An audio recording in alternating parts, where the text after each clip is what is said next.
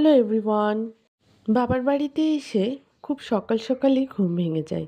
এখানকার পরিবেশটাই মনে হয় ওরকম। যাই হোক, আজকে আব্বুর সাথে যাচ্ছি আব্বুর ছোট্ট একটা সবজি খেতে। আমাদের বাসার খুব কাছেই একটা জমি নেওয়া আছে, আর সেই জমিটায় আমার আব্বু একজনকে এই সবজিগুলো করতে দিয়েছে। মানে এখানে অল্প অল্প করে সব ধরনের সবজি লাগানো আছে। মানে নিজেদের প্রয়োজনীয় খাবারগুলো এখান থেকে হয়ে যায়। আর এরকম টাটকা শাকসবজি নিজের হাতে ছিঁড়ে খেতে যে কি মজা আর কি যে আনন্দ, সেটা বলে বোঝানো সম্ভব না।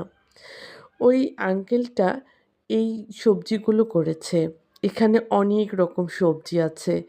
এখানে কাঁচামরিচ আছে, লাল শাক আছে, পেঁপে গাছ, পেঁয়াজ লাগিয়েছে, আবার লাউ গাছ, বেগুন গাছ, করলা গাছ, অনেক ধরনের গাছ, বরবটি গাছ।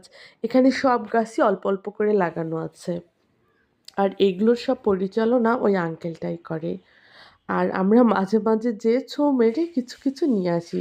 নিজেদের প্রয়োজনীয় জিনিসগুলো ওখান থেকেই নিয়ে আসা হয় বেশিরভাগ। তাই আমি আব্বুর সাথে চলে গেলাম যে নিজ হাতে সবজি ছিঁড়ে খাবো। আর এই যে সেই বেগুনের গাছগুলো অনেক সুন্দর হয়েছে, কিন্তু বেগুনগুলো অনেক বেশি বড় হয়নি, অনেকটাই ছোট ছোট। তারপরে আমরা সবজি নিয়ে চলে আসলাম, বাসার উদ্দেশ্যে রওনা দিয়েছি। আর চলো বাসায় যেয়ে দেখাচ্ছি কি কি সবজি ছিঁড়েছি। আর এইগুলো কি বলো তো, এইগুলো মেহগনি গাছের ফুল। অনেক বছর পর এইগুলোর সাথে সাক্ষাৎ মিলল।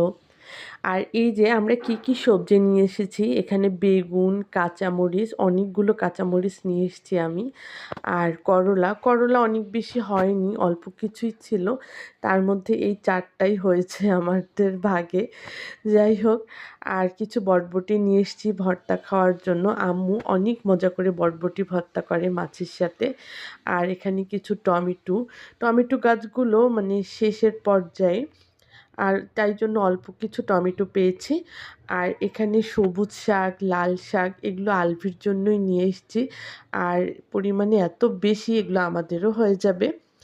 আর এখানে আসার সময় একটা গাছের নিচের থেকে এই যে নিম পাতা নিয়ে এসেছি। আমি একটু নিম পাতা একটু মুখে দিব, অনেকটা অ্যালার্জি হয়ে গেছে মুখে। আর এখানে সজনে পাতা, তারপরে লাউ পাতা। এই লাউ শাকগুলো অনেক মজার খেতে। আর লাউয়ের এই যে আগাগুলো ছিঁড়ে নিয়ে এসেছি, একদম কচি কচি লাউ পাতাগুলো নিয়ে আসছি। এগুলো মাছ দিয়ে রান্না করে খাবো, ভাজি করে খাবো। আর এখানে আছে সজনে পাতা।